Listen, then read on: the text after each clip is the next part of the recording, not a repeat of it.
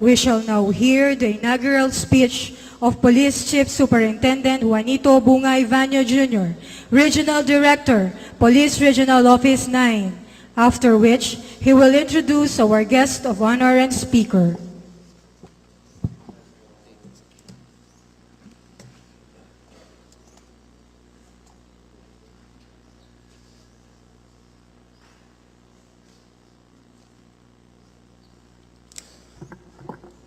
To our highly esteemed and adored Chief of the Philippine National Police, Police Director General Alan La Madrid Purisima, sir.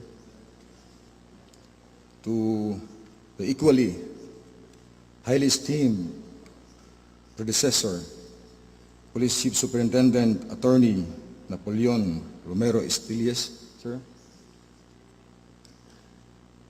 To a very significant person in my life, my former squad leader, the person who invested his time in molding me as a leader in my formative years in the Philippine Military Academy, no less than the commander of the Westmincom, the former Cadet Ray Ardo, now Lieutenant General Ray Cabahug Ardo, sir, Charlie Company. The Director of the Directorate for Human Resource and Development, Director Catalino Escuy, the Director for the Directorate for Intelligence, Police Director Cipriano Iquerol, our respectable and very visible Chief Executive of the City of Zamboanga, also a reserve colonel in the Philippine Air Force, and he was just accorded or awarded the Reserve Officer of the Year for Philippine Air Force last year, Mayor Celso Lubricat. To the commander of the 102nd Brigade, my classmate, Colonel Amadeo F. Azul Jr., the commander of the 4th Infantry Division, 1st Infantry Division, Major General Rainier Cruz, a worthy brother, to the commander or director of the PNP Special Action Force, my kababayan and the president of the Wrangler Association of the Philippines, because Bisaya kami, Chief Superintendent Carmelo Balmoria, to our friends from the local government units, I will personally mention Honorable Evelyn Uy of Dipolog City, Honorable Samuel S. Ko, Mayor of Pagadian City, the Honorable Purificacion Toribio Delgado, the Barangay Chairman of Mercedes, Zamboanga City. I would like also to recognize the presence of the team leader of the International Monitoring Team, Site 33, from the Royal Malaysian Army, Police Superintendent Saricol Osri. The wife of the late Colonel Romeo A. Abendan, in whose name this camp was named, Mrs. Gloria M. Abendan. I would also like to acknowledge the presence of Dr. Anton Lim and Mr. Eddie Chua of TV11, Zamboanga City.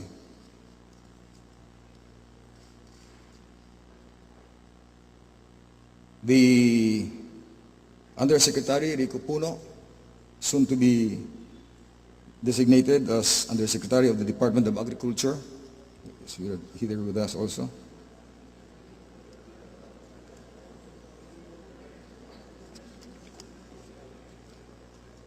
I would like to recognize also the different regional directors and non-government organizations. Director Maria Rosa Fe Baraka of Regional Director NICA 9, Director Adsar Albani Regional Director, PDEA 9, Director Paisal Abutazil, Regional Director, DILG 9, Attorney Abad, the Acting Regional Director of NAPOLCOM 9, Director Arley Adorable, Regional Executive Director, DENR 9, Sheikh Almandi Baginda, the President, Al-Quran Wal Hadith Islamic Institute,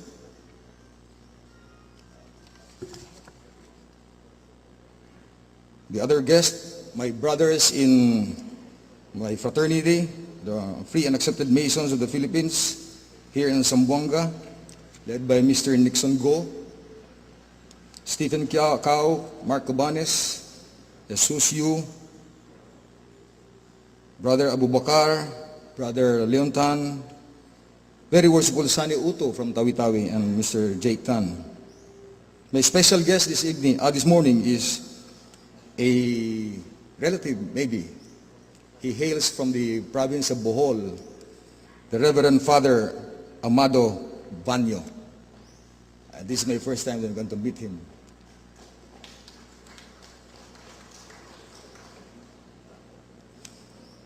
Of course, I would like to recognize the presence of Ma'am Eleanor Soriano, the wife of former Police Deputy Director General Jeff Soriano, is with us. Mrs. Hershey Reyes, the wife of Dindo Reyes, is here also. The handsome partners, very worshipful Tom Garcia and Senor Mon Bergado, who are here this morning. They flew from Manila just to be here. Look at them.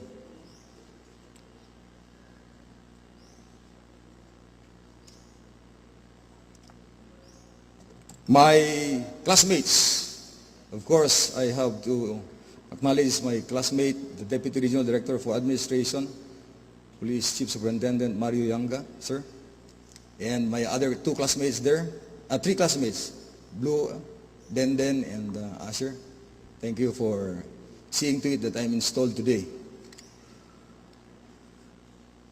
And of course, to my one and only, the beautiful Mrs. Arlene Banyo. Good morning to everyone. With much adoration and admiration and accolade, first and foremost, I am expressing my genuine appreciation to our most revered Chief PNP, Police Director General Alan Lamadrid Purisima, and to my equally respectable predecessor, Police Chief Superintendent Napoleon Romero Estillas, for their presence in this formal turnover of command of Police Regional Police Office 9. This ceremony reminds me of the many facets of my PNP life, which indeed prove that officers do come and go and back. Reminiscing my previous tours of duty, my first entry to this region was in 1983, when I assumed my first assignment in the Philippine Constabulary as a young lieutenant assigned in Zamboanga del Norte 20 years ago. Then I came back and was designated as the Chief Regional Controller Division in 2003. Today, after 10 years, I am about to savor another gratifying success in my personal career and enhancement as I take my post as your Regional Director, to which I fully acknowledge with full enthusiasm and great vigor.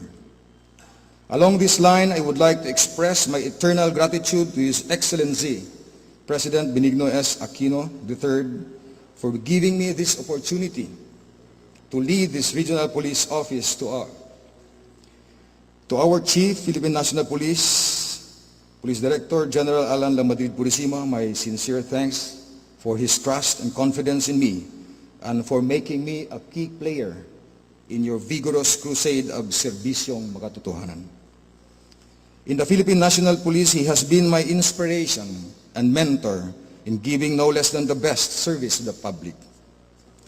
Also, I would like to thank our DILG Secretary, Honorable Mar Rojas, and the local government officials of this region, and to those who have somehow contributed in my appointment to this position and giving me the privilege to work as your Regional Director of Police Regional Office 9.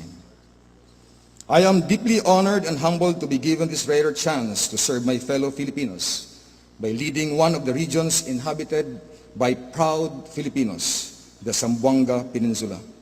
I am filled with anticipation and enthusiasm to work hand in hand with the 5 pillars of criminal justice system in maintaining the peace and order in this part of our country. Allow me to recognize the outstanding feats of my predecessor, Police Chief Superintendent Napoleon Istillas. His leadership brought this Police Regional Office into greater heights of unity and excellence in law enforcement and public service amidst diversity. To Sir Nap Istillas, sir, rest assured that what you have started will be pursued with renewed commitment and fervor. We will build upon your triumphs and together become devoted public servants. To the best wife in the world, my one and only Arlene, please rise. Thank you for your relentless support and understanding. Your unconditional love pushes me to the best in everything.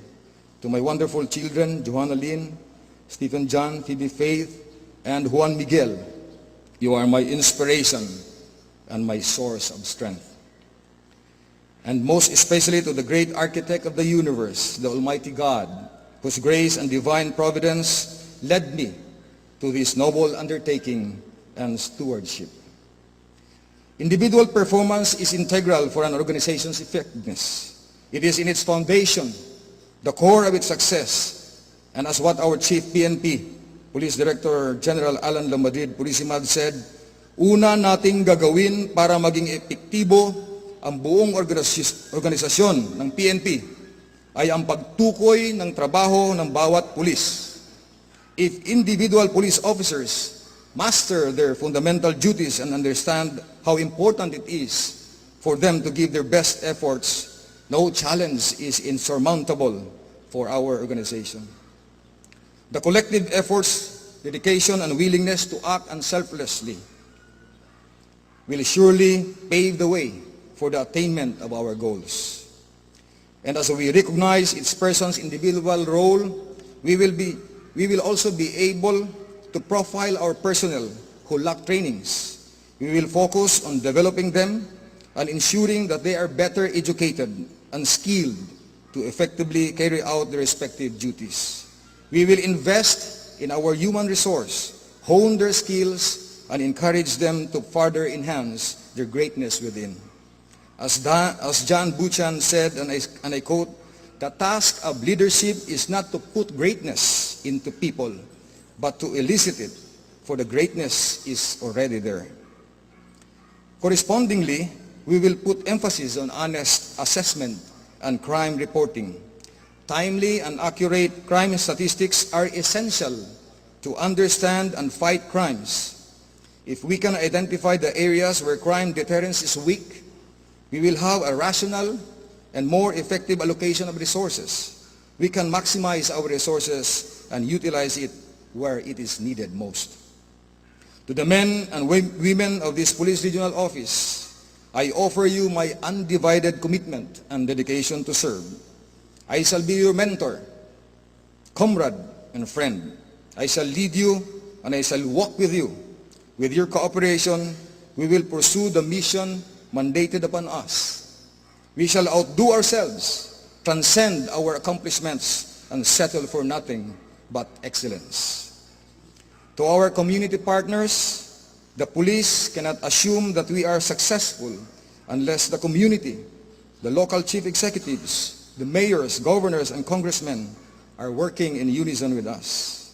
As we face greater challenges on the upcoming 2013 elections, I am confident that with a unified and resolute regional police command and community, we will be able to courageously meet the challenges and we shall enjoy a safe and fair elections.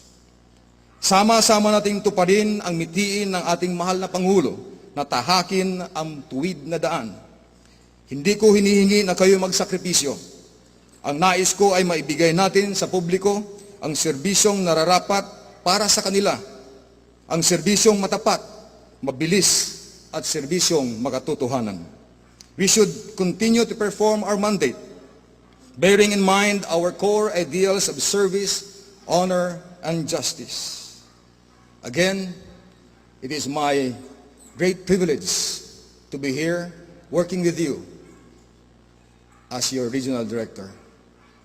Otra vez, buenos días y muchas gracias con ustedes todos. Daghang salamat sa inyong tanan.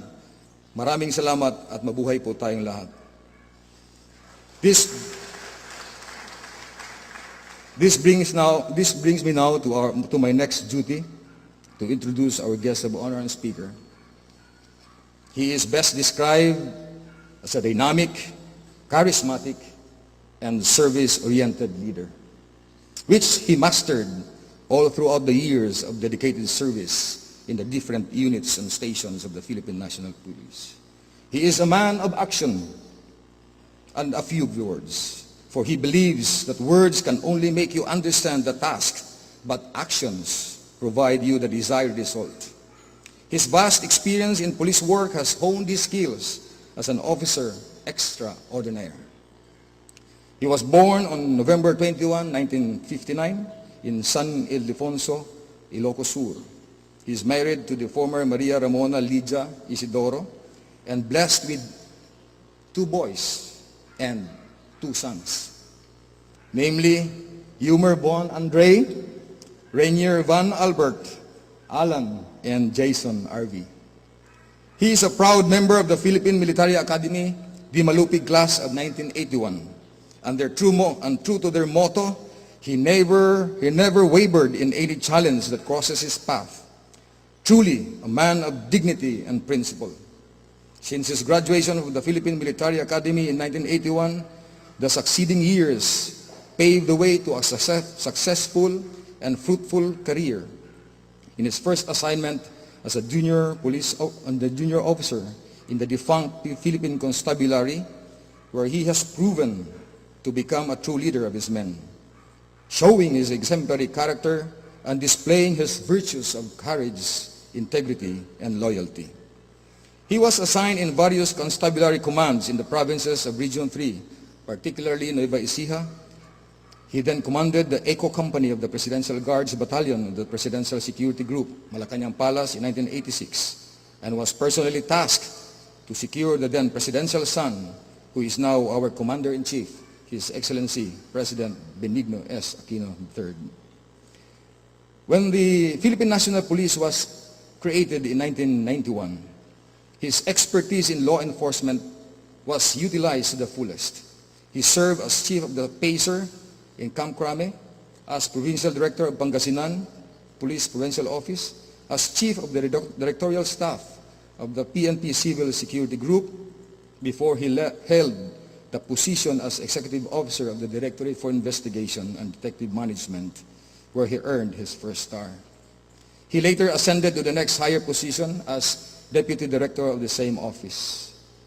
The commendable accomplishments of our guest of honor and speaker resulted in his prominent rise with the PNP hierarchy, starting with his appointments as Regional Director of Police Regional Office 3 by no less than His Excellency President Benigno S. Aquino Jr. III on July 30, 2010. He was further given greater responsibilities and challenges when he was appointed as the Regional Director of the National Capital Region Police Office on May 2, 2011, where he deservingly earned his second star. Taking on the challenge to make significant reforms in the NCRPO, he introduced the individual performance as the key to the success of the entire organization. To define the scope and boundaries of how he steered the NCRPO's success, he and his team, and I was part of that team, established the 3-pronged approach: service to the people, service to the community, and service to fellow police officers. It was then that NCRPO's sincere commitment to better serve and protect the people was truly seen, admired, felt, and experienced. When that time was ripe for him to hold a higher position as the Chief Directorial Staff on September 6, 2012, the 4th highest in command at the Philippine National Police, he ensured that all the systems and processes at the national headquarters were simplified. He also spearheaded the conduct of briefing visits at the various directorial staff and national support units. It was also during his stint as TCDS where he earned his 3 stars, or Police Deputy Director General, on October 29, 2012. And the rest, they say, is history. Having been chosen by no less than the Commander-in-Chief, President Aquino, to lead the 148,000-strong Philippine National Police as its 18th PNP chief on December 18, 2012, during the formal turnover of command in Camp Crame, Quezon City, thus earning him his most coveted 4 stars, Police Director General, on December 20, 2012. Investing on unselfish service and unquestionable work ethics, his efforts were credited with enormous responsibilities and challenging assignments. Because of his passion and dedication to his oath as a public servant, he was accorded with awards of different nature and commendations for his invaluable accomplishments. Worthy to mention are the Distinguished Service Star, Military Merit Medals, Medalya ng Pambihirang Paglilingkod, Medalya ng Kadakilaan, Kagitingan, Kasanayan at Papuri. He is also a recipient of the Medalya ng Kabayanihan and Medalya ng Paglaban sa Maliligalig. He is twice a recipient of the most coveted PMA Alumni Association Incorporated Cavalier Award for Police Operations in 2005 and Cavalier Award for Command and Administration in 2012. This is a rare feat for a Cavalier to be receiving the Cavalier Award twice. May I just express that the career development of our guest of honor and speaker was not only a product of his experiences in the field. The success of his career was augmented with combination of dedication and constant learning through various trainings on different fields conducted here and abroad. These trainings include intelligence, investigation, police administration, and management courses.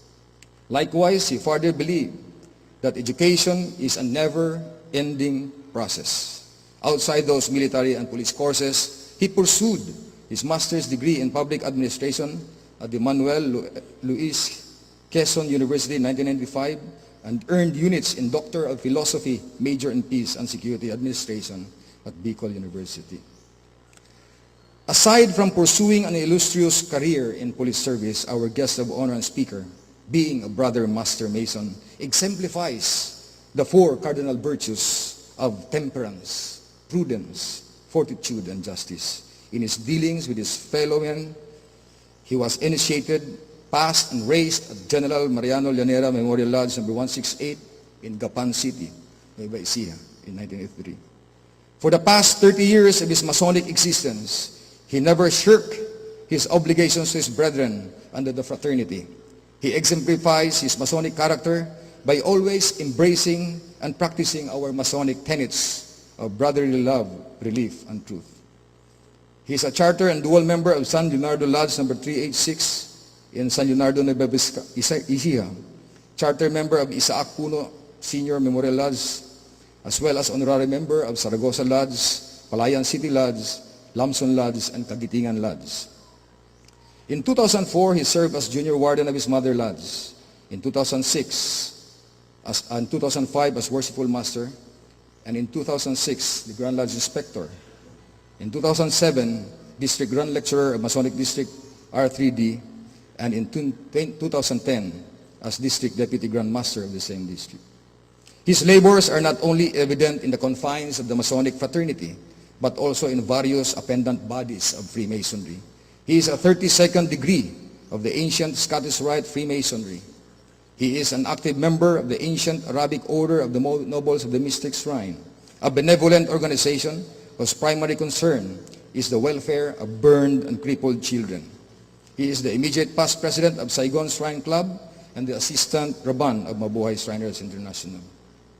Among the awards he received are certificates of life membership, Outstanding DGL in 2007, Outstanding Worshipful Master in 2005, and additionally, Masonic District R3D was adjudged as the most outstanding Masonic district in the whole jurisdiction of the Grand Lodge of the Philippines during his incumbency as DDGM in 2011. His years of insightful experiences and trainings, loyalty and dedication to duty definitely made him an accomplished officer, a gentleman, and an outstanding master mason that he is now. Today, we are fortunate to have him as our guest of honor and speaker as he shares with us his wisdom and counsel. Ladies and gentlemen, I am truly and greatly honored to present to you our guest of honor and speaker, the Chief Philippine National Police and the Senior Grand Warden of the most worshipful Grand Lodge of Free and Accepted Masons of the Philippines, Police Director General and Right Worshipful Alan La Madrid Purisima.